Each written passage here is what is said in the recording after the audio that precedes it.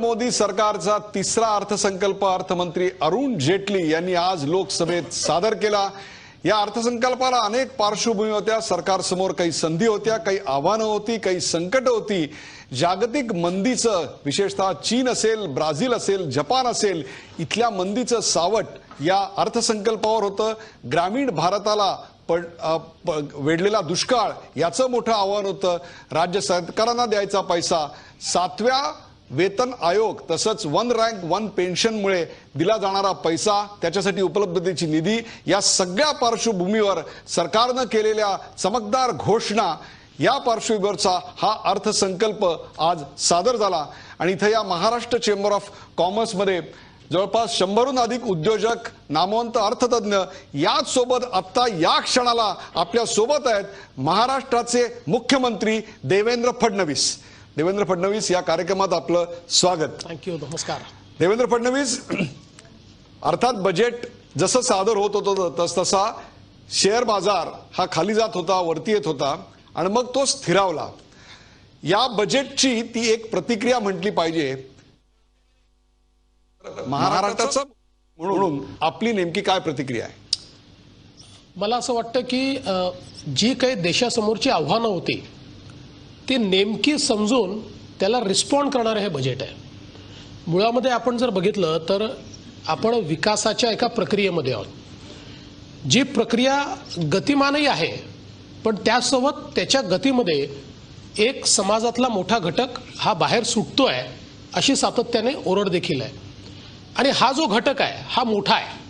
विशेषतः ज्यावेळी आपण असं म्हणतो की देशाची प्रगती वेगाने होते आहे, त्याचवेळी पावसावर अवलंबून असलेली शेती, त्या शेतीतनं शेतकऱ्यांच्या निर्माण होणाऱ्या समस्या, शेतकऱ्यांवर आलेली संकटं किंवा ग्रामीण अर्थव्यवस्थेवर आलेला ताण, या सगळ्या गोष्टी या ग्रोथ स्टोरीचा भाग आहेत की नाही, असं जे एक प्रश्नचिन्ह निर्माण केलं जात होतं, आज अर्थमंत्र्यांनी सांगितलं की जी काही ग्रोथ स्टोरी आहे त्याच्यात प्रामुख्याची भूमिका म्हणजे नुसता भाग नाही, विकास आणि शेती विकास हा असणार आहे, हे आज त्यांनी अधोरेखित केलं आहे। आणि हे करताना आपण अनेक वेळा असं बघतो की ज्यावेळी आपण एखादा अर्थसंकल्प हा ग्राम विकासावर, शेती विकासावर केंद्रित करतो, त्यावेळी साधारणपणे जे दुसऱ्या ग्रोथ ट्रॅजेक्टरीज आहेत त्याच्याकडे दुर्लक्ष होतं, किंवा एक कॉन्सेप्ट असा आहे की आपण एकतर या साईडला राहू शकतो नाही तर या साईडला राहू शकतो।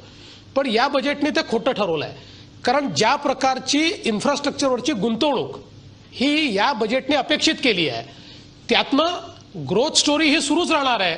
पण आता त्याच्यामध्ये, त्या ग्रोथ स्टोरीमध्ये एक मोठं स्थान हे जे ग्रोथ स्टोरीतनं बाहेर राहिले होते, विकासाच्या यात्रेतनं बाहेर राहिले होते, त्यांना मिळणार आहे। आणि म्हणून मला असं वाटतं की खूप चांगलं आणि अक्षरशः देशाला जे आपण भविष्य अपेक्षित केलं आहे त्या भविष्याच्या वाटेवर नेणारा अशा प्रकारचा अर्थसंकल्प, एक प्रकारे बॅलन्स अशा स्वरूपाचा अर्थसंकल्प आहे। सबका साथ सबका विकास हे जे सूत्र तुमचं घोषणा होती तेच तुमचं या अर्थसंकल्पाचं सूत्र आहे असं म्हणायला हवं। 100% म्हणजे याचा अर्थ असा झाला की हे एक रॉबिनहूड बजेट आहे। म्हणजे तुम्ही गरीबाला देण्याकरता मध्यम वर्गाच्या खिशातनं काढणार आणि श्रीमंताला तर पूर्णपणे तुम्ही त्याच्याकडून काढून घेणार, अशा स्वरूपाचं हे बजेट आहे। कारण मध्यम वर्गात दिलासा देण्यासारखं काहीच नाही। आयकराची मर्यादा तुम्ही वाढवलेली नाही, तुम्ही आम्हाला उलट डिव्हिडंडवरचे टॅक्स वाढवलेले आहेत। तुम्ही मध्यम वर्गाला ह्याच्यात काय दिलं, श्रीमंतांना काय दिलं, असाही प्रश्न येऊ शकतो। म्हणून हे रॉबिनहूड बजेट आहे का? मी बिलकुल याला रॉबिनहूड बजेट म्हणणार नाही, कारण रॉबिनहूड हा श्रीमंतांना लुबाडायचा आणि गरिबांना द्यायचा। इथे गरिबांना दिलाय पण लुबाडलं कोणालाच नाहीये। आपण जर बघितलं तर मध्यमवर्गीयांकडनं काही घेणारं बजेट नाहीये। उलट मध्यमवर्गीयांना घर मिळालं पाहिजे याकरता 600 चौरस फुटापर्यंतच्या घरावर या बजेटनी ज्या प्रकारे सवलती दिलेल्या आहेत, त्याचप्रमाणे करामध्ये सवलत दिलेली नसेल, पण जे करदाते भाड्याच्या घरात राहत आहेत, ज्यांना स्वतःचं घर नाही आहे, ते खरे मध्यमवर्गीय आहेत, त्यांना त्यांच्या भाड्याच्या ज्या ॲलोकेशन्स होत्या त्याच्यामध्ये मोठी सूट मिळालेली आहे आणि थेट 60,000 रुपयापर्यंत आपण ते ॲन्युअली पोहोचलो आहोत। आणि म्हणून मला असं वाटतं की या बजेटचं सौंदर्य त्यात आहे की या बजेटने कोणाकडनं ओरबाडलं नाही आहे, पण दिलं खूप आहे। आणि आपण त्याचं गणित कसं जमलं ह्याचा जर विचार केला तर आपल्याला बजेटच्या शेवटच्या भागामध्ये त्याचंही गणित एक्सप्लेन करण्यात आलेलं आहे की साधारणपणे या परिस्थितीत या वर्षीचं जे काही टॅक्स रिअलायझेशन आहे ते चांगलं झालेलं आहे आणि अपेक्षेपेक्षा जास्त पैसा हा प्राप्त होतोय किंवा जे बजेट एस्टिमेटमध्ये अपेक्षित केलं होतं त्यापेक्षा जास्त. आणि आता ज्या प्रकारचं टॅक्स स्ट्रक्चर तयार केलं आहे या टॅक्स स्ट्रक्चरमध्ये डायरेक्ट टॅक्सेसमध्ये आपण 1000 कोटी रुपये जरी लूज करत असलो तरी इनडायरेक्ट टॅक्सेसच्या माध्यमातून 19,000 कोटी रुपये आपण गेन करतो. आणि आता इनडायरेक्ट टॅक्सेसचंही जर आपण त्या ठिकाणी विश्लेषण करायला लागलो तर त्याच्यात आपल्या लक्षात येईल की त्याचं रॅशनलायझेशन केलं आहे. म्हणजे असे खूप इथे टॅक्सेस वाढवले आहेत किंवा या उलट आपण जर बघितलं तर जे प्रॉमिस केलं होतं की कॉर्पोरेट इन्कम टॅक्स हा आम्ही स्ट्रीमलाईन करू, हा थोडा आम्ही कमी करू, त्या ट्रॅजेक्टरीवर तो आणलेला आहे. त्याच्यामध्ये इतक्या वेगवेगळ्या प्रकारच्या जे काही आपण सवलती देत होतो त्या रॅशनलाइज केल्या आहेत आणि त्यातनं आपल्याला म्हणजे वेगवेगळ्या प्रकारातनं जे पैसे आपल्याला या ठिकाणी आणता येतील ते आणण्याचा प्रयत्न केला आहे. आणि म्हणून मला असं वाटतं की हे जे बजेट आहे रॉबिनहूड बजेट नाही आहे, हे सर्वांना देणारं आणि त्याहीपेक्षा देशाला देणारं बजेट आहे. सर्वांना देणारं, देशाला देणारं हे एका क्षणी आपण म्हणताय, परंतु ग्रामीण भागामध्ये इतक्या प्रचंड मोठ्या प्रमाणावर आपण पैसा ओततोय, परंतु ग्रामीण भागातल्या तरुणांची वाट मात्र शहराच्या दिशेने जाते. शहरातली लोकसंख्या मोठ्या प्रमाणावर वाढते आणि त्या मतदारांना आकर्षित करण्याकरता आपण स्मार्ट सिटी अशा प्रकारच्या अनेक घोषणा सादर केल्यात. त्या घोषणांसाठी या बजेटमध्ये नेमकं काय आहे? नाही, मुळामध्ये आपण जर बघितलं तर बजेटचा जो गुंतवणुकीचा जो काही थ्रस्ट आहे, फोकस आहे, तो कशावर आहे? तो इन्फ्रास्ट्रक्चरवर आहे. आणि ते ग्रामीण इन्फ्रास्ट्रक्चर असो की शहरी इन्फ्रास्ट्रक्चर असो की सगळ्या प्रकारच्या पायाभूत सुविधा असो, याच्यावर इतक्या मोठ्या प्रमाणातली गुंतवणूक ही यापूर्वी कधी झालेली नाही. आणि यातलं महत्त्वाचं काय आहे तर ही कशा प्रकारची गुंतवणूक आहे? तुम्ही शेवटी क्वालिटी जी असते इन्व्हेस्टमेंटची ती महत्त्वाची असते. ती जर आपण बघितली तर ही गुंतवणूक मग ती समजा रस्त्यांमध्ये झाली, ती घरांमध्ये झाली, ती पायाभूत सुविधांमध्ये झाली, ती इलेक्ट्रिसिटीमध्ये झाली, यातनं 2 फायदे होतात. एक, विकास तर होतोच, पण त्याचसोबत त्यातनं रोजगार तयार होतो आणि रोजगारासोबत ही जी इन्व्हेस्टमेंट आहे ती इन्व्हेस्टमेंट परतावा देणारी इन्व्हेस्टमेंट आहे. म्हणजे त्यातनं तुम्हाला रिटर्न्स मिळतात. त्यामुळे एकूण इकॉनॉमिक ग्रोथ करता जी इन्व्हेस्टमेंट आहे किंवा अनेक वेळा आपण अनेक वर्ष असं सांगत होतो की आपली जी काही गुंतवणूक आहे, कॅपिटल एक्सपेंडिचर आहे, हे वाढलं पाहिजे. आता 15%नी ज्यावेळेस प्लॅन गुंतवणूक वाढली आहे ती कुठल्या क्षेत्रात वाढली आहे ती आपण बघा. साधारणपणे ज्या क्षेत्रातनं आपल्याला परतावा मिळणार आहे किंवा either the economic returns or social returns, अशा दोन्ही क्षेत्रांमध्ये ही 15% गुंतवणूक वाढलेली आहे. आणि ग्रामविकासामध्ये तर आपण ज्याला इंग्रजीत लिप फ्रॉग म्हणतो, म्हणजे थेट आपण ग्रामपंचायतींना जो निधी उपलब्ध करून देणार आहोत किंवा नगरपंचायतींना जो देणार आहोत, जो ग्रामीण भागाचा भाग आहे, त्याचं ॲलोकेशन हे 2,87,000 कोटीवर गेलं आहे. म्हणजे हे 226% जास्ती आहे. झी 24 तास रहा एक पाऊल पुढे. मला असं वाटतं की ग्रामविकासाच्या बद्दल 4 गोष्टी भाषणात येणं हे सोपं आहे, पण एवढं मोठं ॲलोकेशन हे ग्रामविकासावर होणं. आणि आपण जे म्हणत होतात की आज काय येत आहेत सगळे शहराकडे, त्याचं प्रामुख्यानं कारण हे आहे. एक शिक्षण आहे, पण त्याच्यासोबत महत्वाचं कारण रोजगार आहे. शेतीमधला रोजगार हा छुपा रोजगार आहे, म्हणजे तो खरा रोजगार नाही आहे असं आपल्या लक्षात येत आहे की 50% लोक शेतीवर अवलंबून आहेत, पण तो खरा रोजगार नाही आहे. त्याला अल्टरनेट काय आहे? आज ज्यावेळेस एवढ्या पैशाची गुंतवणूक त्या ठिकाणी होईल, त्या गुंतवणुकीतनं ज्या वेगवेगळ्या संधी तयार होतील, त्यातनं रोजगार तयार होणार आहे, त्यातनं स्किल्सची आवश्यकता तयार होणार आहे, त्यातनं हा पैसा ज्यावेळेस कंझ्युम होईल, त्या कंझ्युम झालेल्या पैशामुळे ज्या स्किल्स तयार होणार आहेत त्याच्यातनं संधी तयार होणार आहे. आणि म्हणून मला असं वाटतं की जर ही रोजगाराची संधी त्या ठिकाणी प्राप्त झाली आणि त्यासोबत हे सगळं करत असताना नरेगावरचा देखील अलोकेशन कमी केलेलं नाही. म्हणजे एकीकडे आपण असं म्हणू की ह्या सगळ्या इन्फ्रास्ट्रक्चरच्या इन्व्हेस्टमेंटमध्ये काही ना काही स्किल्सची आवश्यकता आहे, पण ज्यांच्या जो त्या स्किल्सही नाही त्यांचं काय आहे, तर त्यांच्याकरता 38,000 कोटी रुपये हे नरेगामध्ये ठेवण्यात आले आहे. म्हणून मला असं वाटतं की साधारणपणे आज रोजगाराच्या संदर्भातल्या ज्या अडचणी आहेत त्या अडचणी दूर करत असताना केवळ हा पैसा म्हणजे आपल्याला कोणाला तरी रोजगार द्यायचा म्हणून नाही, तर त्याला क्वालिटी एक्सपेंडिचर कसं करता येईल हा प्रयत्न याच्यामध्ये झालाय. आपल्यासोबत ज्येष्ठ अर्थतज्ञ आहेत जयराज साळगावकर आहेत. जयराज साळगावकर यांच्याकडनं एक प्रतिक्रिया आणि त्यांच्याकडून आपल्याला एक छोटासा प्रश्न. नमस्कार. सर्वप्रथम मी अर्थसंकल्पाचं स्वागत करतो. मला एकच प्रश्न आहे याच्यामध्ये बेसिक अर्थशास्त्राचा, की BJP किंवा आधीचा जनसंघ किंवा RSS ही जी विंग आहे ही राईटची विंग आहे असं आम्ही समजून चालत होतो. त्याची धोरणंही राईटची आहेत असं आम्ही समजून चालत होतो. अपर मिडल क्लास, श्रीमंत, बेपारियों की पार्टी. पण या बजेटमध्ये नरेंद्र मोदी सरकारने विरोधकांचा म्हणजे नरेगा असेल किंवा आधार असेल किंवा हे सगळे अजेंडा आपल्याकडे घेऊन बजेट जणू ज्योती बसूनही प्रेझेंट केलं. इतकं डावं बजेट आहे.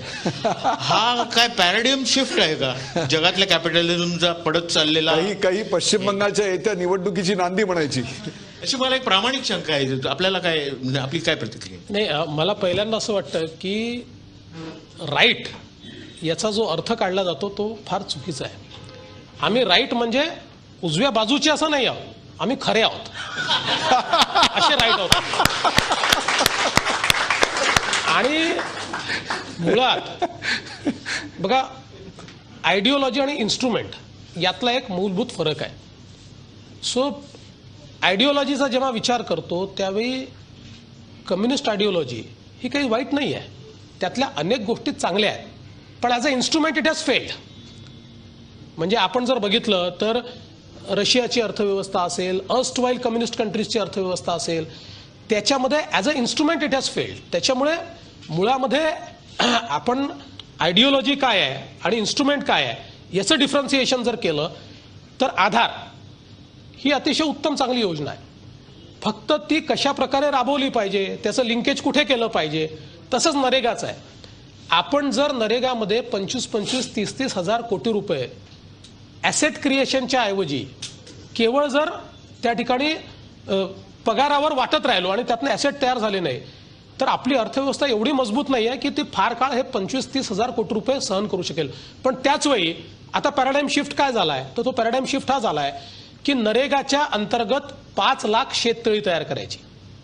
आता 5 लाख शेततळी ज्यावेळेस तुम्ही तयार करणार त्यावेळी ॲसेट तुम्ही तयार करताय जो ॲसेट तुमच्या रुरल इकॉनॉमीला निश्चितपणे त्या ठिकाणी शाश्वत सिंचन देणार आहे, व्हर्च्युअल सिक्युरिटी देणार आहे, त्यातनं निर्मिती होईल, त्यातनं निर्मिती होणार आहे. आणि म्हणून मला असं वाटतं की आयडिओलॉजीपेक्षा इन्स्ट्रुमेंटचा वापर आपण कसा करतो हे महत्वाचं असतं. आणि जुन्या सरकारमध्ये म्हणजे UPAच्या सरकारमध्ये खूप पथदर्शी योजना त्यांनी आणल्या, पण त्या कागदावर होत्या. कारण जमिनीवर उतरवताना काय अडचणी येतील याचा विचार केला नव्हता. त्या योजना भाषणाकरता उत्तम होत्या, टाळ्या अतिशय चांगल्या पडल्या असत्या, पडल्याही, पण ज्यावेळेस जमिनीवर आपण त्या बघितल्या त्यावेळी असं लक्षात आलं की दे आर नॉट प्रॅक्टिकल. तर मला असं वाटतं की त्यातला जो चांगला भाग आहे तो घेऊन त्याला एक चांगला इन्स्ट्रुमेंट देण्याचा प्रयत्न. आणि साधारणपणे आपल्या देशाच्या ग्रोथ स्टोरीमध्ये एकच गोष्ट चांगली आहे की कॉन्फ्लिक्टिंग आयडिओलॉजीजनी साधारणपणे 1992-91 सालानंतर सगळ्या प्रकारची सरकार आली, सगळ्या प्रकारची, कोणीच राहिलं नाही. उजवे, डावे, आडवे, उभे सगळेच आले, अति डावे सगळे आले. हा, अति डावे, अति उजवे म्हणूया आपण, जे कोणी असतील सगळेच आले. पण तरी देखील एक कन्सिस्टन्सी जी आहे म्हणजे ती थोडीशी कॅपिटलिस्ट आहे, पण त्या कॅपिटलिझम मध्ये आपलं एक सोशलिझम देखील आहे. ही जी एक कन्सिस्टन्सी आहे ही आपण साधारणपणे कायम ठेवली आहे. आणि मला असं वाटतं की हेच असलं पाहिजे. तुम्ही जर U-टर्न घ्याल तर मला असं वाटतं की त्यातनं दर 5 वर्षाचा U-टर्न हा काही कामाचा नाही आहे. ही कन्सिस्टन्सी राहिली पाहिजे. आणि म्हणून मला असं वाटतं हे डावं बजेट बिलकुल नाही, हे उजवं बजेटही नाही, हे राईट बजेट आहे. हे राईट बजेट आहे. आपल्यासोबत करुणाकर शेट्टी आहेत. करुणाकर शेट्टी यांना हे जहाज बांधणी किंवा पोर्ट या विषयातले तज्ज्ञ आहेत. त्यांना आपल्याशी एक विशेष प्रश्न आहे या संदर्भातलाच. नमस्कार सर. ह्या अर्थसंकल्पात पोर्ट सेक्टरसाठी नवीन ग्रीन पोर्ट, छोटे पोर्ट तयार करण्याची तरतूद केली आहे. जर मी चुकत नसेल तर 800 कोटीचं तरतूदही त्यांनी ह्या बजेटमध्ये केलेलं आहे. तर महाराष्ट्र हे 720 किलोमीटरचं कोस्टल लाईन आपल्याकडे आहे, सगळ्यात मोठं कोस्टल लाईन आहे. तर महाराष्ट्र सरकार ह्याचा उपयोग कसा करून घेणार कोस्टल शिपिंगसाठी म्हणा किंवा मोठ्या ह्याच्यासाठी, ते जाणून घेण्याची उत्सुकता. फार चांगला प्रश्न आपण विचारला. आम्ही साधारण मेक इन इंडियाच्या पूर्वी एक पोर्ट पॉलिसी घोषित केली आहे आणि नवीन पोर्ट पॉलिसी जी आहे ही फार डायनामिक पोर्ट पॉलिसी आम्ही तयार केलेली आहे, ज्याच्यामध्ये नॉन मेजर पोर्ट्स आणि मेजर पोर्ट्स असा दोन्ही विषय आपण त्याच्यामध्ये घेतलेला आहे. आणि आपण जे म्हणालात बेसिकली ज्यांच्याजवळ 720 किलोमीटरची किनारपट्टी आहे त्यांना गरीब राहायचा अधिकारच नाही आहे. कारण पोर्ट लेड डेव्हलपमेंट ही जर आपण नीट केली तर जगातला कुठलाही देश ज्यांनी पोर्टचा उपयोग केला तो गरीब राहिलेला नाही. दुर्दैवाने आपला त्याच्याकडे पाहण्याचा जो दृष्टिकोन आहे त्यालाही थोडासा आपल्याला बदलावं लागेल. आपण ज्यावेळेस पोर्टचा विचार केल्याबरोबर त्या ठिकाणी मासेमारांचं काय होणार? आता ज्या ठिकाणी पोर्ट आहेत जगाच्या पाठीवर तिथे सगळ्यात जास्त मासेमारी होते, ते सगळ्यात जास्त माशाचं उत्पादन करतात आणि धंदा करतात. तर मला असं वाटतं की थोडंसं आपल्याला या संदर्भातला विचार हा करावा लागेल. आता ज्यावेळेस आम्ही वाढवणचं एक नवीन पोर्ट करायचं ठरवलं, 30 वर्षानंतर हा मेजर पोर्ट होतोय, 30 वर्षानंतर. आणि 1995 साली या पोर्टची संकल्पना समोर आल्यानंतर त्याच्यावर आंदोलनं झाली, मग त्याच्यावर एक मोरेटोरियम आला, मग सुप्रीम कोर्टामध्ये केस गेली, मग त्याचा एक डेव्हलपमेंट प्लॅन तयार झाला आणि इतके वर्ष तो बंद होता. आम्ही त्याच्यावरचा मार्ग शोधला. एन्व्हायरमेंटचे कन्सर्न्स काय आहेत हे पहिल्यांदा लक्षात घेतले आणि ते कन्सर्न्स ॲड्रेस करून आपल्याला हा करता येईल का? तर आम्हाला त्यातला मार्ग सापडला की आपण जो काही एन्व्हायरमेंटचे कन्सर्न्स आहेत ते कन्सर्न्स पूर्णपणे ॲड्रेस करून आपण ते करू शकतो. तो मार्ग आम्ही काढला आणि केंद्र सरकारसोबत करार केला आणि वाढवणचा पोर्ट आम्ही करतोय. आता पुन्हा त्या ठिकाणी काही लोकांनी मासेमारी करणाऱ्यांच्या मनामध्ये असा एक संभ्रम तयार केला आहे की वाढवणचा पोर्ट झाला की तुमची मासेमारी बंद होणार.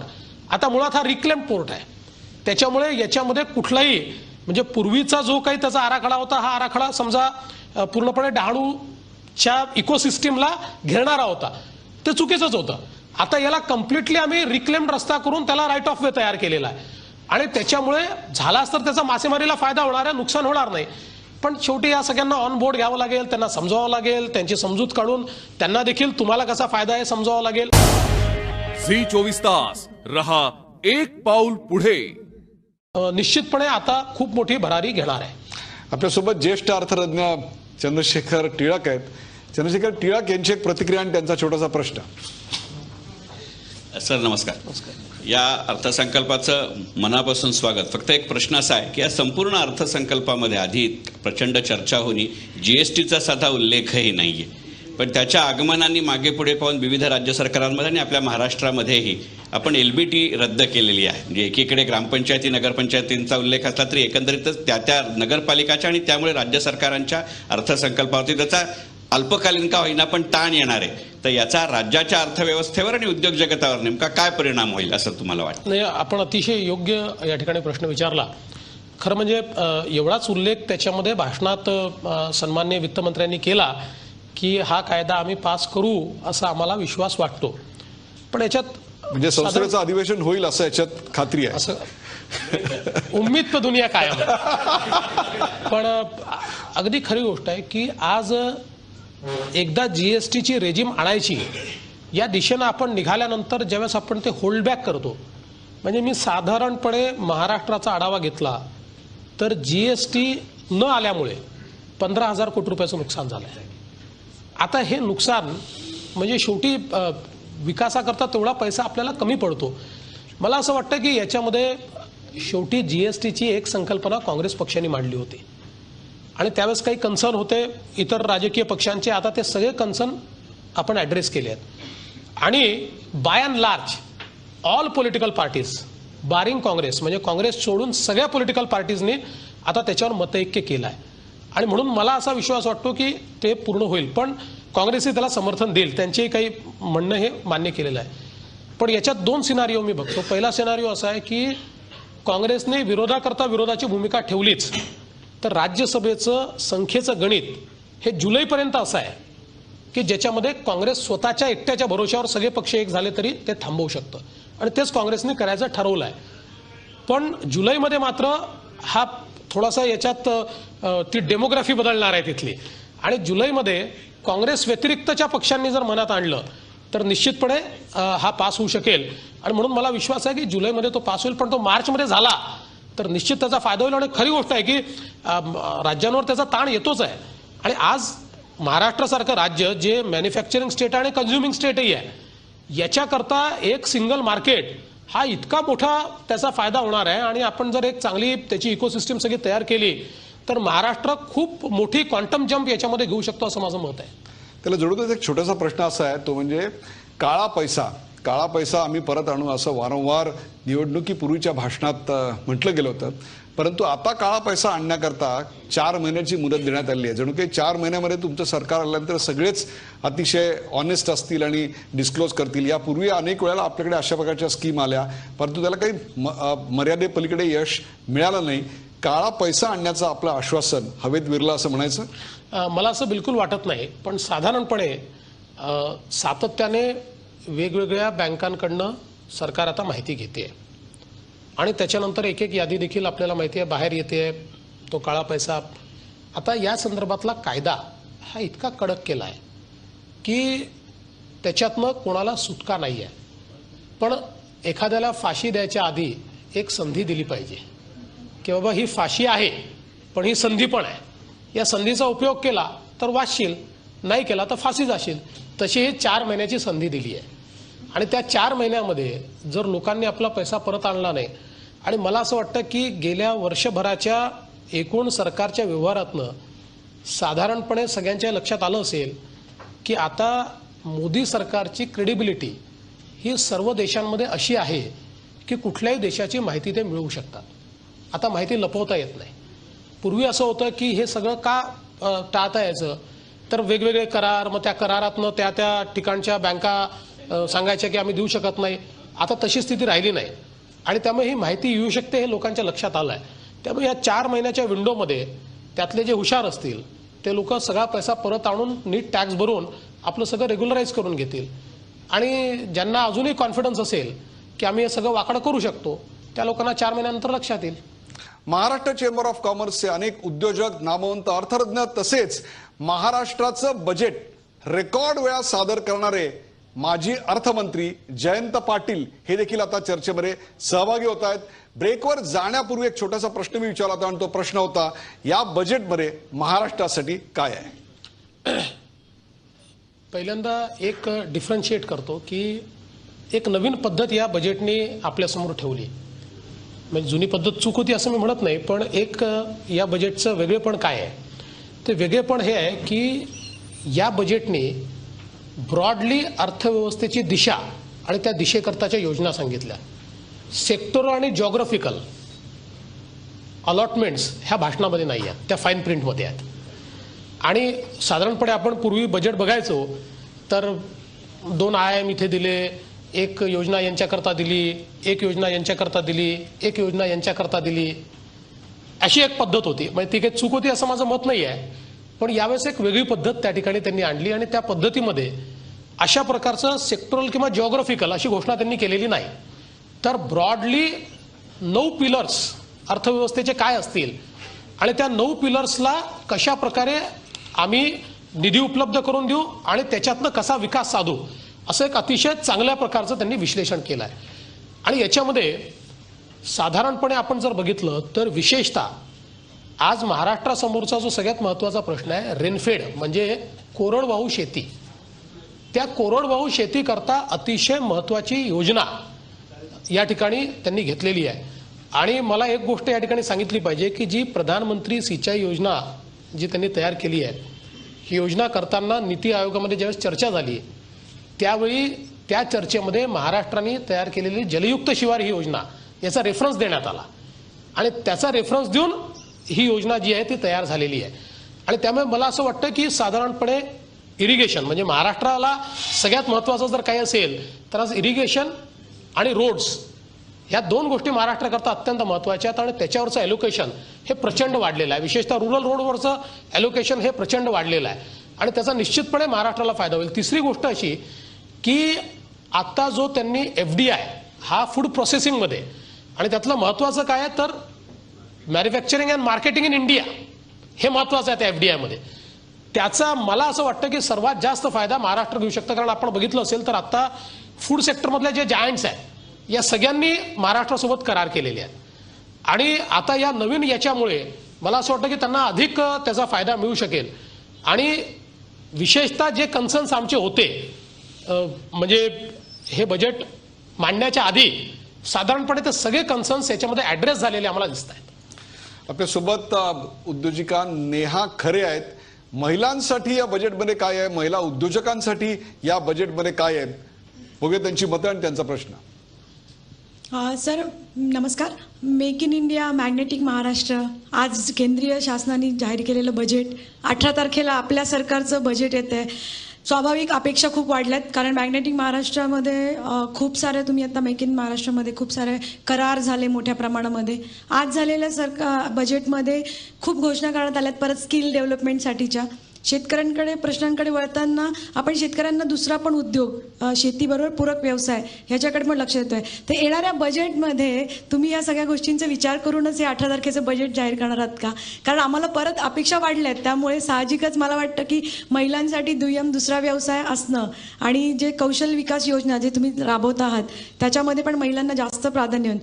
अजून एक जोडते प्रश्न, मुद्रा योजना जी तुम्ही राबवताय आणि आज पण सरकारच्या बजेटमध्ये मुद्रा योजना अजून वाढवणार, पण मी स्वतः त्याच्यात काम करते त्याच्यामध्ये आणि करताना लक्षात येतं की खूप कमी टक्केवारी आहे जी मुद्रा योजना लाभार्थींची. तर ती संख्या कशी वाढणार याचं तुम्ही या येणाऱ्या बजेटमध्ये काही प्लॅन केले आहेत का? फार चांगला प्रश्न तुम्ही विचारला. एक महाराष्ट्राने एक चांगली परंपरा सुरू केली आहे. इतर राज्यांमध्ये त्यांचे जे बजेट आहेत हे फेब्रुवारीमध्ये मांडले जातात आणि महाराष्ट्राचं बजेट हे सेंट्रल बजेट नंतर मांडलं जातं आणि त्यामुळे महाराष्ट्राचं बजेट हे जास्त रिअलिस्टिक होतं आणि केंद्राच्या योजनांशी आपल्याला समन्वय साधता येतो आणि म्हणून जे आपल्या मनामध्ये आहे तो समन्वय निश्चितपणे आम्ही साधण्याचा प्रयत्न करणार आहोत. झी 24 तास रहा एक पाऊल पुढे. च्या संदर्भातल्या स्किल डेव्हलपमेंटच्या संदर्भातल्या योजनांच्या वेळी प्रामुख्यानं अर्थमंत्र्यांनी महिलांचा उल्लेख केला आणि त्यांच्याशी फोकस काय असणार आहे तो या ठिकाणी सांगितला. मला असं वाटतं की तशाच प्रकारचा फोकस हा आमचा देखील या ठिकाणी राहणार आहे. विशेषतः परवाच मी एका मोठ्या कार्यक्रमांमध्ये घोषित केलं की जे आमच्या महिला बचत गट आहेत यांना आता 0% आम्ही कर्ज उपलब्ध करून देणार आहोत. आम्ही महिला बचत गटांकरता मॉल तयार करणार आहोत. आता त्याचा पहिला मॉल करणं आम्ही सुरू केलेलं आहे, काम चालू झालं आहे त्याचं. तर ज्यातनं त्यांना एक जसं एक्झिबिशन ग्राउंड असतं तसं परमनंट एक विक्रीची व्यवस्था आम्ही देतो आहोत. अशाच प्रकारे स्किल डेव्हलपमेंटमध्ये आम्ही असे काही इनिशिएटिव्ज घेतले आहेत.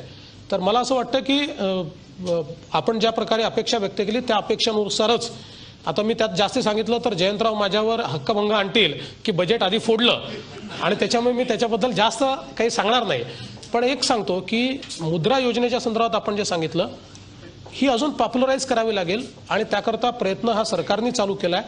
आणि यात सगळ्यात महत्त्वाचं काय सरकारने केलं असेल तर आता हे लक्षात आलं की कशा प्रकारे लोक त्याला डग करतात आणि म्हणून जे आपल्या बँका आहेत त्या बँकांच्या प्रत्येक ब्रँचला म्हणजे आता पहिले टार्गेट बँकांना द्यायचो आपण, आता तसं केलेलं नाही.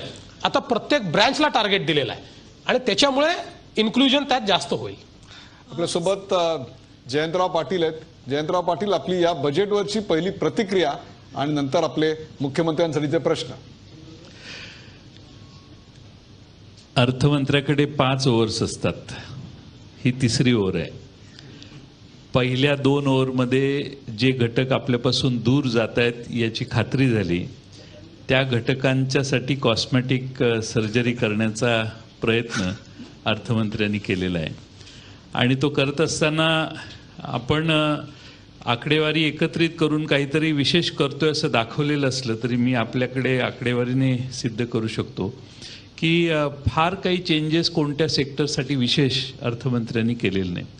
सगळ्यात महत्त्वाचं म्हणजे देशामध्ये 14-15 साली आपण 2,24,000 कोटी रुपये डिफेन्सला खर्च केले. या बजेटमध्ये त्यांच्या स्पीचमध्ये एवढ्या मेजर एक्सपेंडिचरचा साधा उल्लेखही नाही.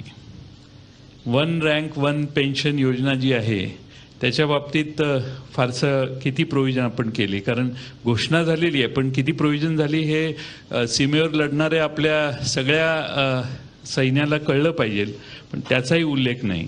कदाचित अनावधानाने राहून गेले असेल 2 लाख 2.25 लाख कोटीचा उल्लेख, पण ठीक आहे समजू शकतो आपण.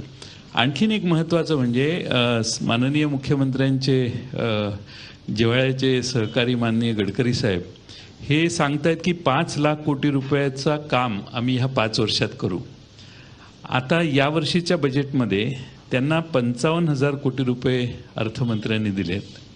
15,000 कोटी रुपयाचे बॉन्ड्स काढतो असं आश्वासन त्यांना दिलेलं आहे. आणि गडकरी सांगतायत की PMGSY जर ह्याच्यात इन्क्लूड केली तर आम्ही 1 लाख कोटी रुपयापर्यंत पोचलो आहे. पण त्याची बेरीज 89,000 crores होते. PMGSY हा रुरल इन्फ्रास्ट्रक्चरचा आहे. इकॉनॉमीला बूस्ट देण्याचा जो भाग आहे तो मेजर इन्फ्रास्ट्रक्चरसाठी गरजेचा आहे. पोर्टसाठी 800 कोटीची तरतूद ही काही फार विशेष तरतूद नाही आहे. त्यामुळे या देशाचा सगळ्यात मोठा बॉटलनेक आहे ग्रोथसाठी, ज्याच्यातनं ग्रोथ आपण करू शकतो. आज आपण म्हणतोय की आमचं जगात सगळ्यात जास्त आमची ग्रोथ आहे, पण ती ग्रोथ जर सस्टेन करायची असेल तर आपल्याला इन्फ्रास्ट्रक्चरमध्ये जास्त इन्व्हेस्टमेंट करायला पाहिजे होती. तसं मला या बजेटमध्ये कुठं दिसत नाही. कारण जेवढी आकडेवारी पूर्वीची होती तेवढीच आकडेवारी आत्ता आहे. 70,000 कोटी रुपये इन्फ्रास्ट्रक्चरला, चिदंबरमच्या बजेटमध्येही 14-15च्या 70,000 कोटी रुपये इन्फ्रास्ट्रक्चरला दिलेले होते. ऑलमोस्ट सेम अमाऊंट आत्ता दिलेली आहे. आता सगळ्यात महत्त्वाचं म्हणजे रुरल डेव्हलपमेंटसाठी अरुण जेटलींच्या भाषणामध्ये 87,000 कोटी रुपये दिले असं त्यांनी आकडा सांगितलेला आहे. मी 14-15चं बजेट मगाशी काढून बघितलं तर चिदंबरमच्या काळात 82,000 कोटी रुपये दिले. If you consider the inflation तर 82,000 कोटीचे तिसऱ्या वर्षी पण 87,000 कोटी होणं म्हणजे 95,000 कोटी, 1 लाख कोटी असा जर आकडा गेला असता तर रुरल इकॉनॉमीला जरा नक्की मदत झाली असती. त्यामुळं वैशिष्ट्यपूर्ण म्हणजे थोडंसं वैशिष्ट्यपूर्ण काय हे हुडकण्याचं काम करणं गरजेचं आहे. माननीय मुख्यमंत्र्यांनीच मला एक उत्तर दिलेलं. मी मागच्या अधिवेशनामध्ये राज्यातल्या नळ पाणी पुरवठ्याच्या योजना बंद आहेत, नव्या योजना करणार नाही, तर ते कराव्यात असा एक प्रस्ताव मांडलेला. माननीय मुख्यमंत्र्यांनीच उत्तर दिलं की केंद्र सरकारने हातात घेतलेल्या योजना आधी पूर्ण केल्या पाहिजेत, त्या आम्ही करतोय आणि केंद्र सरकारही त्याच्याशी रिथिंक करते असं त्यांनी सांगितलं. आजच्या बजेटमध्ये मी फार उत्सुक होतो की पाणी पुरवठ्यासाठी देशात किती पैसे धरले. तर जे 17-18,000 कोटी रुपयापर्यंतचा अमाऊंट असली पाहिजे तर ते तपशिलात बजेट वाचल्यानंतर कळेल असं आपण मगाशी म्हटला. त्यामुळे मी संशयाचा फायदा द्यायला तयार आहे. परंतु पाणी पुरवठा हा एक मेजर सब्जेक्ट असतो की ज्याच्यामध्ये जेवढे पैसे आपण घालू तेवढे कमीच असतात. त्याचा उल्लेख जर झाला असता तर राज्य सरकारला कळलं असतं की किती आपल्याला आता पैसे मिळणार आहेत. मग नेक्स्ट फायनान्स मिनिस्टरचं स्टेटचं बजेट असतं ते त्या बेसिसवर पुढे जात असतं. त्यामुळं अशा बऱ्याचशा आकडेवारी म्हणजे तिसरी ओव्हर आहे. बॉल स्टंपवर टाकण्याचा प्रयत्न केलेला आहे, परंतु स्टंपच्या वरून बॉल गेलेला आहे. विकेट पडण्याची शक्यता यावेळी तर दिसत नाही. आता 2 ओव्हर राहिलेले आहेत. त्यातली 4थी ओव्हर ही खरी मॅचचा निर्णय करणारी असते. 5व्या ओव्हरपर्यंत प्रेक्षक स्टेडियममध्ये राहत नाहीत आणि त्यामुळं मला असं वाटतं की संधी अतिशय चांगलं करण्याची होती, पण भाषण उत्तम केलं. पॉजही आपण शेतकऱ्यांना फार मोठी मदत करतो असा घेतलेला आहे, पण मी मगाशी सांगितलं तसे जे सेक्टर्स विरोधात जात आहेत त्यांना पॅसिफाय करण्याचा हा एक छोटासा प्रयत्न आहे. एखादा विरोधक ज्याप्रमाणे ओव्हर्स प्रत्येक किती राहिले आहेत ह्याचा अचूक अंदाज ठेवत असतो, किती ओव्हर राहिले आहेत हे तुम्ही अगदी योग्यरित्या सांगताय. या 4ही प्रश्नांवरची उत्तरं देवेंद्रजी. पहिली गोष्ट अशी की अलीकडच्या काळामध्ये जयंतराव थोडं सिलेक्टिव्ह ऐकायला लागले. मुळात पहिली गोष्ट अशी की कॉस्मेटिक याकरता नाही, जयंतराव त्याच्यातल्या थोड्या आकड्यांमध्ये गल्लत झाली आहे. ती गल्लत अशी झाली आहे, आपण सांगितलं खरं आहे की रुरल डेव्हलपमेंटमध्ये चिदंबरम साहेबांच्या बजेटमध्ये 82,000 कोटी होते. या बजेटमध्ये 87,000 कोटी नाही आहे, 2,87,000 कोटी आहे आणि ते 226% जास्त आहे. 226% जास्त. त्याच्यामुळे म्हणून हे ग्रामीण अर्थव्यवस्थेला आपण जर परवानगी दिली तर 14 फायनान्स कमिशनचं जे टॅक्सेशनचं डिस्ट्रीब्युशन आहे ते डिस्ट्रीब्युशन हे आपल्याला फायनान्स कमिशनने दिलेल्या नियमाप्रमाणे होतच असतं. दॅट इज नॉट म्हणजे केंद्र सरकारने किंवा अर्थमंत्र्यांनी काही राज्यांवर उपकार केलेत अशा पोझिशनचा किंवा बजेटमध्ये आम्ही काहीतरी केलं हे सांगण्यासारखा तो नाही, फिगर जयंतराव, नसतो. पुन्हा आपण गल्लत करतात. पुन्हा आपल्याला सांगतो, पुन्हा आपण गल्लत करतात. फायनान्स कमिशननी UPA सरकारला देखील किती टक्के द्यायचे ते सांगितलं होतं, पण तेवढे टक्के UPA सरकारने दिले नाही. हे पहिलं सरकार असं आहे की ज्या सरकारने फायनान्स कमिशनने सांगितलं 42% थेट द्या, ते 42% थेट दिले आणि 10% आता पुन्हा वाढवून दिले. आणि त्यामुळे हे 87,000 कोटी नाही, 2,87,000 कोटी रुपये दिलेले आहेत. दुसरं असं की आपण इन्फ्रास्ट्रक्चरच्या सेक्टरमध्ये म्हणालात, इन्फ्रास्ट्रक्चरच्या सेक्टरमध्ये देखील 2 लाख कोटी रुपये या बजेटमध्ये दिले आहेत. तिसरी गोष्ट अशी, आपण अर्थतज्ञ आहात कारण आपण इतके अर्थसंकल्प मांडले रेकॉर्ड आणि त्यांचा कधी कधी ऐकताना चुकतात. त्यामुळे आपल्याला माहिती आहे की ज्यावेळी आपल्याकडे 50,000 कोटी असतात त्यावेळी आपण 2 लाख कोटीची कामं करू शकतो आणि ज्यावेळेस आपल्याकडे 1 लाख कोटी असतात त्यावेळेस आपण 5 लाख कोटीची कामं करू शकतो. आणि आज आपण वेगवेगळ्या प्रकारे इन्फ्रास्ट्रक्चरमध्ये, पोर्टच्या सेक्टरमध्ये, आता पोर्टचा आपण विचार केला तर पोर्टच्या सेक्टरमध्ये आपण PPPची पॉलिसी या ठिकाणी स्वीकारलेली आहे. तुमच्याही काळात स्वीकारली होती, आमच्याही काळात स्वीकारली आहे. त्यामुळे त्या ठिकाणी आपल्याला फक्त इक्विटी दाखवावी लागते. आज आपण एकूण पोर्ट क्षेत्रातली जर गुंतवणूक बघितली, या 800 कोटी रुपयाच्या भरोश्यावर 8,000 कोटी रुपयाची गुंतवणूक ही पोर्टच्या सेक्टरमध्ये त्या ठिकाणी होत असते. आणि म्हणून मला असं वाटतं की हे पहिलं बजेट असं आहे की वॉक द टॉक ज्याला म्हणतात ते वॉक द टॉक करताय. हे केवळ कॉस्मेटिकली बोलत नाहीये, तशा प्रकारच्या तरतुदी देखील करून दाखवत आहे. आणखीन काही प्रश्न आहेत, विचारा. मी सतीश भू, अप्रत्यक्ष कर समितीचा चेअरमन आहे. या बजेटमध्ये साधारण व्यापारासाठी जी 1 कोटीची लिमिट होती टर्नओव्हरची, ती 2 कोटी केली. याचाच अर्थ टॅक्स ऑडिटसाठी पण ती 2 कोटी झाली. आपलं राज्य सरकार सुद्धा वॅट ऑडिटमध्ये ती मुदत 2 कोटी वाढविल. माझा मूळ प्रश्न असा आहे की इन्कम टॅक्स ॲक्टच्या 44 AD सेक्शनमध्ये एकदा तुम्ही 2 कोटी आता टर्नओव्हर झाला की तुम्ही काहीच पुस्तकं ठेवायची नाही. मात्र महाराष्ट्राच्या वॅट ॲक्टमध्ये तशी प्रोव्हिजन नाही आहे. तर ही विसंगती कशी दूर केली जाईल? म्हणजे व्यापारी संभ्रमात असा आहे की इन्कम टॅक्ससाठी तर आपल्याला हे पुस्तकं ठेवायची गरज नाही, पण सेल टॅक्ससाठी तर छोटी छोटी बिलं सुद्धा द्यावी लागणार आहे. तर याचा समन्वय कसा साधला जाईल एवढं कृपा करून सांगा. नाही, मला असं वाटतं की हा प्रश्नापेक्षा एक सूचना आहे, चांगली सूचना आहे. जरूर या संदर्भात आम्ही विचार करू. आत्ता माझा त्याचा पूर्ण अभ्यास नाही, त्यामुळे त्या तरतुदी आपण जे सुचवल्या पण ते लॉजिकली बरोबर वाटतं की जर इन्कम टॅक्समध्ये अशा प्रकारे सूट दिलेली आहे आणि त्याच्यावर जर वॅट लागणार नसेल तर ती पुस्तकं का ठेवावी अशी सूचना आहे. जरूर त्याच्या व्यावहारिकता त्याची तपासून त्याच्यावर आम्ही कारवाई करू. संतोष मंडलेच्या आपल्या बरोबर आहेत, त्यांचाही एक प्रश्न आहे तो घेऊया आपण. सर, सर्वप्रथम नरेंद्र मोदी साहेब आणि अरुण जेटली साहेब यांनी जो काही अर्थसंकल्प ह्या वर्षी दिला आहे तो जसं पूर्वी म्हणायचे की उत्तम शेती, मध्यम व्यापार आणि कनिष्ठ नोकरी, अशी परिस्थिती आत्ता नेमकी उलटी झालेली होती.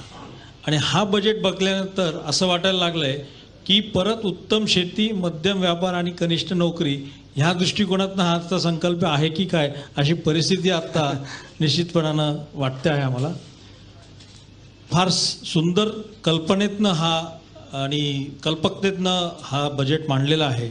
जसं जेटली साहेबांनी सांगितलं की ज्या कायद्यांमध्ये 50 करोडपेक्षा कमी असं कलेक्शन होत होतं, असे 13 कायदे हे अबॉलिश करून, म्हणजे 650 कोटीच फक्त त्याच्यातनं मिळत होते, पण त्याच्यावरती होणारा इन्फ्रास्ट्रक्चरचा खर्च आणि व्यापारी आणि उद्योजकांना होणारा त्रास बघता अशा ज्या काही गोष्टी ह्याच्यातनं कमी केलेल्या आहेत. तर येऊ घातलेल्या बजेटमध्ये महाराष्ट्राच्या आपण असा काही विचार करणार आहात का की ज्याच्यामुळं निश्चितपणानं व्यापारी आणि उद्योजक, जसं केंद्रीय अर्थसंकल्पाच्या बाबतीत पॉझिटिव्ह आज बोलतायत तशाच पॉझिटिव्ह भावनेनं तुम्ही पण ह्या येऊ घातलेल्या अर्थसंकल्पात काही सुधारणा करणार आहात का?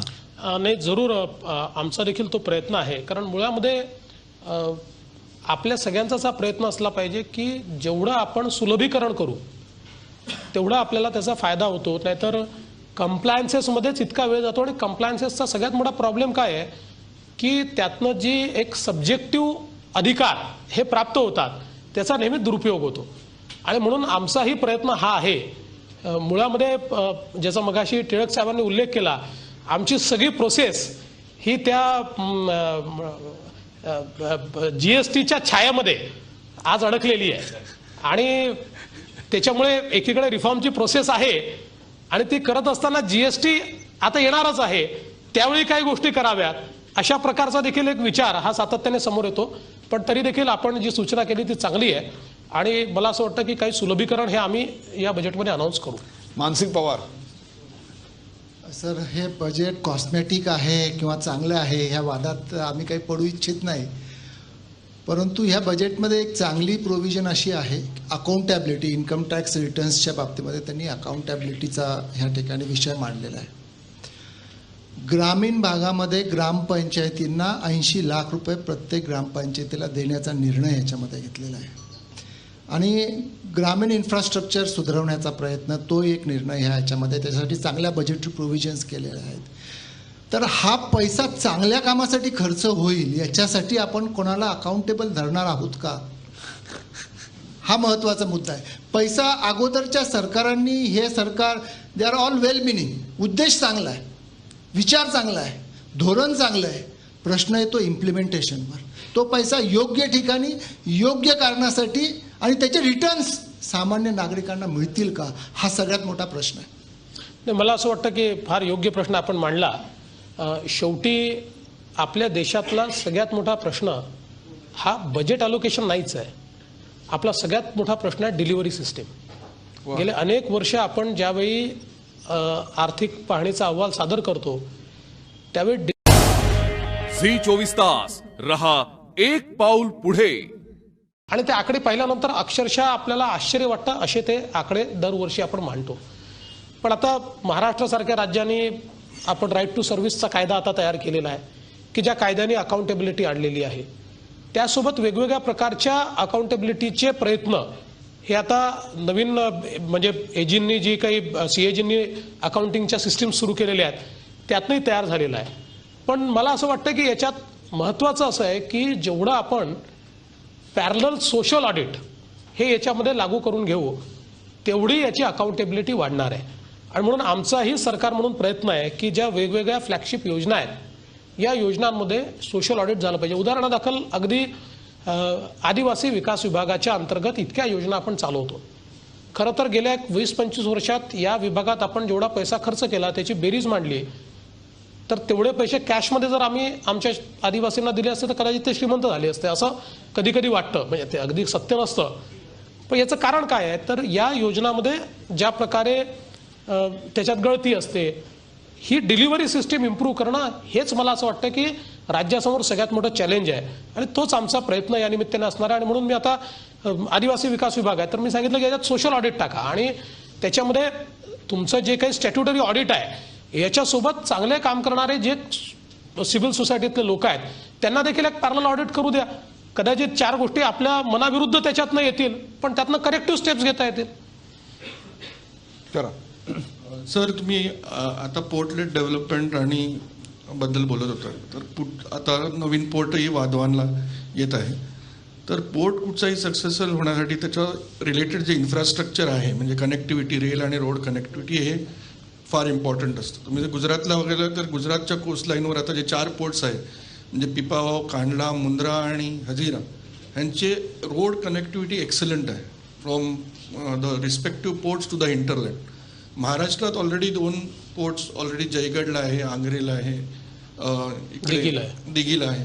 पण रोड कनेक्टिव्हिटी, रेल कनेक्टिव्हिटी फार म्हणजे त्या सॅटिस्फॅक्टरी नाही. इनफॅक्ट जैन पोर्ट, जवाहरलाल नेहरू पोर्ट जिकडून देशाची 60% आयात आणि निर्यात होते तिकडे पण इन्फ्रास्ट्रक्चर मेजर इश्यूज आहेत. आपण पाहिलं असेल तर 8-8, 9-9 किलोमीटर लाईन लागते कंटेनर्सची कारण रोड जो आहे तो शॉर्ट पडतो. तर आता ह्या बजेटमध्ये इन्फ्रास्ट्रक्चरसाठी आणि रोड आणि रेल इन्फ्रास्ट्रक्चरसाठी मोठी तरतूद केली गेलेली आहे. तर त्याच्या महाराष्ट्राला बेनिफिट होईल का? निश्चित त्याचा बेनिफिट होईल. आपण जर रेल बजेट बघितलं असेल तर त्याच्यामध्ये विशेषत्वाने त्यांनी दिघी आणि जयगडचा उल्लेख केला आहे आणि दिघी आणि जयगड करता एक नवीन आम्ही SPV तयार केला आहे की ज्या SPV मध्ये केंद्र सरकार म्हणजे रेल्वेज, राज्य सरकार, आमचं मॅरिटाईम बोर्ड, जो कन्सेशनर आहे म्हणजे जो पोर्ट तयार करतोय ते, अशा तिघांनी एकत्रित येऊन SPV तयार केली आहे आणि त्यातनं आम्ही रेल्वेचं नेटवर्क उभं करतोय. आणि जयगडचं तर काम आम्ही लवकरच सुरू करू, जे 3 वर्षामध्ये पूर्ण होईल. दिघीचंही काम आम्ही चालू करू. यासोबत या दोन्हीकडे रोड कनेक्टिव्हिटीच्या संदर्भात देखील आपण आता काम चालू केलेलं आहे आणि इकडे ILN FSला आपण आता त्याचा लीड दिलेला आहे आणि त्यांच्या माध्यमातून आपण त्या ठिकाणी 4 लेनिंग ऑफ रोड हे सुरू करतोय. त्यामुळे आपलं म्हणणं योग्य आहे की जोपर्यंत पोर्टला योग्य कनेक्टिव्हिटी मिळणार नाही, पोर्ट तयार करून चालणार नाही, त्याला कनेक्टिव्हिटी द्यावी लागेल. आता दिघी पोर्टच्या संदर्भात आमच्या प्रत्येक विधानसभेच्या अधिवेशनामध्ये प्रश्न असतो की बाबा इथे रोडचं काम झालेलं नाही, त्यामुळे आम्ही ट्रॅफिक का थांबवू नये. आणि मग कुठली तरी ग्रामपंचायत ठराव घेते आणि तिथला ट्रॅफिक थांबवते, मग ट्रॅफिक थांबतो, त्यामुळे त्या पोर्टवर कोणी यायला तयार होत नाही. तर आता हेच बॉटलनेक्स दूर करण्याकरता पहिल्यांदा ह्या SPV रूटने आपण जातोय, ज्याच्याकरता पैसा उभा केलेला आहे आणि त्या माध्यमातून हे काम आपण करतो. क्विक क्वेश्चन या सर, एज्युकेशनमध्ये जेटली सरांनी आपल्या वित्तमंत्र्यांनी जे डिक्लेअर केलं त्यामध्ये स्पेसिफिकली असं डिमांड आहे एज्युकेशनमधल्या सगळ्या लोकांची की GDPच्या 6% जास्ती इन्व्हेस्ट करायला हवा, कारण it's investment in the future. आपण जे सोशल ऑडिट वगैरे बोलता, या सगळ्या गोष्टींची जी गरज लागते ती प्रामाणिकपणा एन्फोर्स करण्यासाठी जी गरज लागते, पण एज्युकेशनमध्ये ती पॉवर आहे की जे आपण प्रामाणिक लोक बनवू शकतो, चांगले काम करणारे लोक बनवू शकतो. तर यासाठी महाराष्ट्र शासनाने काय विचार केलेला आहे की ज्यामध्ये आपण जो कोणी निर्णय घेणारा असेल किंवा जे कोणी लोक आहेत त्यांच्यात काहीतरी व्हॅल्यू सिस्टीम्स आपण डेव्हलप करू, ज्यांनी आपल्याला एन्फोर्समेंटवर किंवा या सगळ्या गोष्टींवर जास्ती एनर्जी नाही खर्च करायला लागणार. कारण मी परभणीचा आहे सर, तर आम्ही परभणीतही बरेचसे इश्यूज आहे. आमच्या एका उद्योजकाने MIDCमध्ये लास्ट थिंग आय मेन्शन की एक फायर सिस्टम इन्स्टॉल केली 20,000 रुपयांची, पण त्याला त्याचं सर्टिफिकेट नाही मिळू शकलं. त्याला दुसऱ्यांनी सांगितलं की तू त्या सर्टिफिकेटसाठी कशाला, 20,000चं लावलं कशाला, तुला ते सर्टिफिकेट 5,000मध्ये मिळालं असतं. हे जे प्रकार होत आहेत त्याच्यामध्ये आपला लॉस खूप होतोय सर, त्यामध्ये आपण लक्ष द्यावं अशी विनंती आहे चेंबर ऑफ कॉमर्स तर्फे. मी धन्यवाद. जयंतराव, आपल्याकडून आणखीन काही प्रश्न? एक म्हणजे आपलाच प्रश्न पुढं मी नेतो. मागच्या 2 बजेटमध्ये अरुण जेटली साहेबांनी सांगितलं की आम्ही देशात 6 IIT काढू, AIIMs 10 काढू आणि IIMs 7 काढू. हे साधारणपणे 25 नव्या एस्टॅब्लिशमेंट करू, ज्या एका एस्टॅब्लिशमेंटला साधारण 400 ते 500 कोटीच्या आत खर्च येत नाही. यावर्षी मात्र बोलताना ह्या दोन्ही सुरू केलेल्या कामाची अचिव्हमेंट सांगणं किंवा याच्यात आणखी निधी देतो असं सांगणं असं केलं नाही. पण त्यांनी एक जनरल स्टेटमेंट केलेलं आहे की 1,000 कोटी रुपये आम्ही हायर एज्युकेशनला देऊ, पण not only for this special institutes, entire higher एज्युकेशनसाठी करू. कदाचित आपल्या स्मॉल प्रिंटमध्ये काही आणखी नसेल, आपण म्हटलं तसं ते संध्याकाळी आम्ही वाचूच. पण एकंदरच हायर एज्युकेशनचा जो विषय आहे तो सरकारने, केंद्र सरकारने मध्ये सोडलाय का असं वाटावं, असं आज मला वाटलं. दुसरा माझा प्रश्न, आपण त्याच्यावर नक्की मत दिलं तर बरं होईल. दुसरा माझा असा प्रश्न होता की दुष्काळी भागातला शेतकरी जो आहे त्या शेतकऱ्याला आत्महत्येपासून परावृत्त करायला, मी फक्त मराठवाडा आणि विदर्भ म्हणत नाही, कर्नाटकात आहे, आंध्र प्रदेशमध्ये आहे, मध्य प्रदेशमध्ये आहे, सर्व सेंट्रल इंडियामध्ये शेतकरी स्ट्रेसमध्ये जो आहे तो आत्महत्येकडे प्रवृत्त होतोय. तर त्यासाठी काहीतरी विशेष अशी काहीतरी करणं आवश्यक होतं आणि ते जर केलं असतं, म्हणजे नुसते पॉन्ड्ससाठी 5 लाख पॉन्ड्स काढणार त्यांनी उल्लेख केला, म्हणजे पाण्याचे हे तळी, शेततळी, ती तर आपली जुनी योजना आहे. काहीतरी इनोव्हेटिव्ह की ज्याने शेतकऱ्याला आत्मविश्वास वाटेल की आता जेटलींच्या भाषणानंतर आत्महत्येचं प्रमाण कमी होईल, असं वातावरण तयार करायला मला असं वाटते आणि आपल्यालाही वाटेल की केंद्रीय अर्थमंत्री थोडेसे कमी पडले. पहिलं आपण हायर एज्युकेशनच्या संदर्भात जो विषय या ठिकाणी मांडला, मुळामध्ये मागच्या वर्षी जे इनिशिएटिव्ज त्यांनी अनाऊन्स केले, आता एक महाराष्ट्राचं उदाहरण द्यायचं झालं तर त्यांनी आपल्याला एम्स आणि IIM दिलं. तर मग ही महाराष्ट्राची जबाबदारी असते की आपण त्यांना जमीन उपलब्ध करून द्यायची, पैसा ते देतात. महाराष्ट्रातलं IIM हे सुरू झालं आणि देशात 6 महिन्यामध्ये घोषणेनंतर सुरू होणारं IIM हे महाराष्ट्रात आहे. कुठेच होऊ शकलं नाही, पण महाराष्ट्रात झालं, कारण आपण तेवढ्या त्वरेनं ते उपलब्ध करून दिली. आता मोठी जागा उपलब्ध करून दिली. बिल्डिंगचं काम आता सुरू झालेलं आहे, म्हणजे त्याला आपण एक आपल्याला कॅबिनेटचा निर्णय करून द्यायचा आहे त्यांना, ते काम सुरू होणार आहे. एम्स करता देखील आपल्याला त्यांनी निधी उपलब्ध करून दिलेला आहे. आपल्याला जागा पण आपण त्यांना दिलेली आहे आणि ते काम देखील लवकरच सुरू होईल. त्यामुळे आता या ज्या घोषणा झालेल्या आहेत याच्या संदर्भातल्या तरतुदी पुन्हा नव्याने घोषित करण्याची आवश्यकता नाही. त्या फाईन प्रिंटमध्ये आलेल्या आहेत, त्या राज्यांना त्यांनी त्या उपलब्ध करून दिलेल्या आहेत. हे जे 1000 कोटी रुपये त्यांनी सांगितले, हे एक नवीन त्यांनी फंड क्रिएट केला आहे. हायर एज्युकेशनला इन्फ्रास्ट्रक्चर करता ॲक्सेस करण्याकरता हा फंड केला आहे. आणि हा फंड करत असताना एक फार महत्त्वाची गोष्ट त्यांनी काय केली आहे की आपण जर बघितलं तर CSR मध्ये आज साधारणपणे जो कल आहे तो CSR मध्ये एज्युकेशनकडे कल मोठा आहे. आणि म्हणून त्यांनी ही सोसायटी रजिस्टर केली आहे आणि ते 1000 कोटी रुपये टाकले आहेत आणि त्या सोसायटीला हा अधिकार दिला आहे की ते CSR मधनं पैसा घेऊ शकतील. म्हणजे 3-4-5 हजार कोटी रुपये हे आपल्याला त्याच्यातनं हायर एज्युकेशन करता इन्फ्रास्ट्रक्चर क्रिएट करण्याकरता लिव्हरेज करता येतील त्याकरता क्रिएट केलेला तो फंड आहे. रेग्युलर ज्या तरतुदी आहेत त्या तरतुदी तशाच कायम त्या ठिकाणी राहणार आहेत. दुसरं याच्या संदर्भात जे आपण सांगितलं तर अतिशय प्रामुख्यानं आपण जर बघितलं असेल तर त्यांनी हा उल्लेख केला की एकूण आपल्याकडे जी लागवडक्षम जमीन आहे त्यातली 52% जमीन ही रेनफेड आहे, ती कोरडवाहू आहे. आणि ती जमीन आपल्याला सिंचनाखाली आणावी लागेल. आणि त्याकरता केवळ भाषणात ते बोलले नाही, त्यांनी आकडेवारी दिली आणि 38 लाख हेक्टर जमीन ही सिंचनाखाली आणण्याचं उद्दिष्ट हे 2017 सालापर्यंतचं त्यांनी घोषित केलं. आणि त्याच्याकरता 2 योजना त्यांनी घोषित केल्या की ज्या योजनांकरता कसा ते निधी उपलब्ध करून देतील. तर मला असं वाटतं की आपण म्हटलंय खरं आहे की विशेषतः जर आपण उत्तरेचा काही भाग सोडला तर इतर सर्व भारतामध्ये आपल्याला खूप मोठ्या प्रमाणात कोरडवाहू शेतीचा सामना करावा लागतो.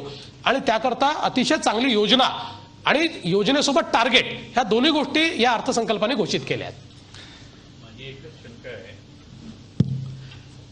आपल्या नागपूरला IIM सुरू झालं, आनंदाची बाब आहे. पण हे फक्त आवडत्या मुख्यमंत्र्यांच्यासाठी. नितीश कुमारचं काय, तिकडं ओरिसाचं काय, मी फक्त महाराष्ट्राचं म्हणत नाही. पण आपण आता फर्स्ट प्रायोरिटी महाराष्ट्राला दिसते सध्या गुजरातच्या आधी. त्यामुळं असं नाही जयंतराव, सगळीकडे ओव्हरऑल मी महाराष्ट्रापुरतं म्हणत नाही, आपलं इंडियन बजेटची चर्चा चालू आहे. आपल्याला एक गोष्ट माहिती आहे, केंद्र सरकार पैसे देतं, एक्झिक्युशनची जबाबदारी आपली आहे. त्या प्रत्येक राज्याला पैसा मिळाला आहे, प्रत्येक राज्याचं ॲलोकेशन झालेलं आहे आणि त्याच्याकरता बजेटमध्ये पैसा. आता त्या राज्यांनी तो इनिशिएटिव्ह घेतला पाहिजे, लवकर जागा मिळवली पाहिजे, ती जागा हँडओव्हर केली पाहिजे, त्याच्यावर पैसा घेतला पाहिजे, हे त्या राज्यांचं आहे. आता नितीश कुमार हे तर फार इफेक्टिव्ह चीफ मिनिस्टर आहे, मला असं वाटतं माझ्याहीपेक्षा लवकर करतील ते. झी 24 तास रहा एक पाऊल पुढे. अचीव करायचा प्रयत्न केलेला आहे. त्यात not spending money is the key factor. मला असं वाटतं की साधारणपणे असं होतं की ज्यावेळी FRBMचे टार्गेट्स मॅच करायचे असतात त्यावेळी अनेक वेळा first toll is on capital expenditure आणि ते आपण कमी करतो आणि ते सगळं मॅच करतो. पण या ठिकाणी असं झालेलं नाही.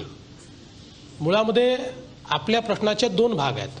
त्यातला पहिला भाग हा की केंद्र सरकारने एक्सपेंडिचर कमी केलं आहे का, तर राज्यांना केंद्र पुरस्कृत योजनेच्या अंतर्गत केंद्र सरकार जे पैसे द्यायचं त्याच्यामध्ये 30,000 कोटी रुपये यावर्षी जास्त दिले आहेत केंद्र सरकारने, त्यामुळे एक्सपेंडिचर कमी झालेलं नाही. आता दुसरं आपल्या राज्यासोबत काय झालं तर मुळामध्ये केंद्र सरकारच्या योजना आपल्याला, आपण अर्थमंत्री असल्यामुळे माहिती आहे, 3 प्रकारच्या असायच्या, 50-50%, 60-40% आणि 80-20%. आता केंद्र सरकारने सगळ्या योजना 60-40च्या केल्या आणि आपण अकाउंटिंग करताना तोपर्यंत आपल्याला हे 60-40च्या योजना हे माहिती नव्हतं. त्यामुळे जुन्याप्रमाणेच काही योजना 80-20च्या समजून आपण त्याचे बजेट प्रोव्हिजन केलं, काही 50-50 समजून आपण बजेट प्रोव्हिजन केलं, काही 60-40 समजून बजेट प्रोव्हिजन केलं आणि सगळ्या योजना आता त्यांनी 60-40वर आणलेल्या आहेत. आणि त्याचं त्यांनी लॉजिक जे दिलं ते लॉजिक असं दिलं की आम्ही 10% जास्त पैसे तुम्हाला देतो आहोत, त्याच्यामुळे ते जर तुम्ही मॅच केलं आणि आपल्याही राज्यात आपण मॅच केलं तर बेसिकली त्यांच्याकडनं येणारा पैसा जास्तीच आहे. पण आपल्याला जी सवय होती की या योजनांचे पैसे केंद्राकडनं येणार, एवढे पैसे आपण ठेवले की एवढे पैसे येणार, ते यावर्षी आपल्याला थोडं अडचणीचं गेलं. त्यातल्या काही योजना आपल्याला मग आपल्याला त्याचा ॲडव्हान्स घ्यावा लागला, मग काही पुरवणी मागण्यांमध्ये पैसे घ्यावे लागले. त्यामुळे यावर्षी निश्चितपणे थोडी अडचण आपली झाली. पण केंद्र सरकारने पैसा मात्र जो मागच्या वर्षी दिला होता किंवा एकूण सगळ्या राज्यांना मिळून जो पैसा दिला होता त्यापेक्षा 30,000 कोटी रुपये यावर्षी जास्त दिले आहेत. पुढचा प्रश्न घेऊया आपण. मुख्यमंत्री महोदय, या बजेटमध्ये पहिल्यांदाच असंघटित किरकोळ विक्रेत्यांचा उल्लेख अर्थमंत्र्यांनी केला आणि त्यांना 7 दिवस दुकान उघडे ठेवण्याची परवानगी दिली. परंतु त्याबरोबरच महाराष्ट्रासाठीची ट्रेड पॉलिसी आपण कधी घोषित करणार आहात, जी महाराष्ट्र चेंबरने सुद्धा आपल्याला सबमिट केली आहे.